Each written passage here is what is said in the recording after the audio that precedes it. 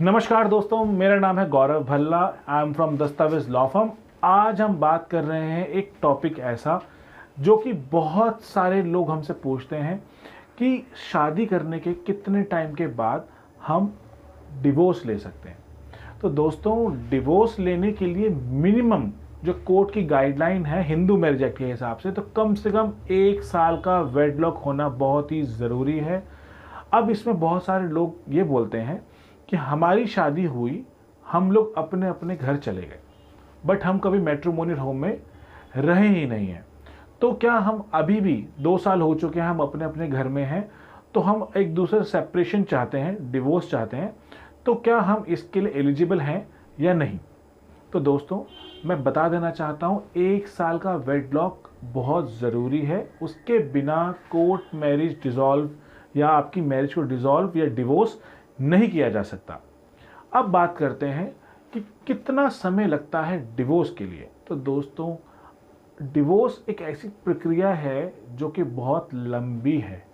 अगर आप लोगों ने म्यूचुअली डिवोर्स करना है तो कोर्ट कहता है कि हम 6 महीने में, हिंदू मैरिज एक्ट के हिसाब से 6 महीने में आप डिवोर्स कर सकते हैं। अगर आपकी शादी को 1 साल हो गया है तो आप अपनी शादी को डिसॉल्व करना चाहते हैं, तो कम से कम 1 साल के बाद कोर्ट में पिटीशन डाल के म्यूचुअल कंसेंट से 6 महीने में आप डिवोर्स ले सकते हैं। इसकी प्रक्रिया, डिवोर्स की प्रक्रिया कैसे होती है, उसमें क्या क्या चाहिए होता है, उसके लिए हम आपको एक सेपरेट वीडियो दे देंगे। बट अभी इसमें हम सिर्फ आपको ओवरव्यू दे रहे हैं, जो कि हमारे व्यूअर्स की डिमांड है कि इस पर हम वीडियो बनाएं। तो इसमें दोस्तों, अब बात करते हैं कि लोग बोलते हैं मैं तो डिवोर्स देना चाहती हूं, लेकिन मुझे मेरा हस्बैंड डिवोर्स नहीं देना चाहता। इस केस में मुझे कोई डिक्लेरेशन करवा दीजिए या न्यूज़पेपर पब्लिकेशन करवा दीजिए।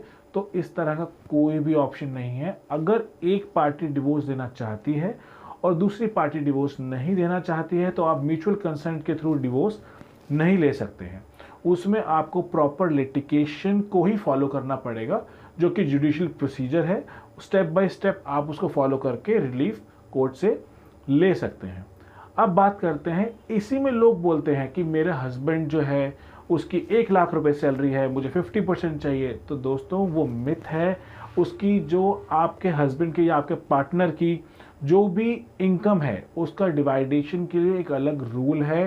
डोंट थिंक दैट कि उस की सैलरी को 50% आपको मिल जाएगा या उस जो आपके पार्टनर का इनकम का 50% मिलेगा।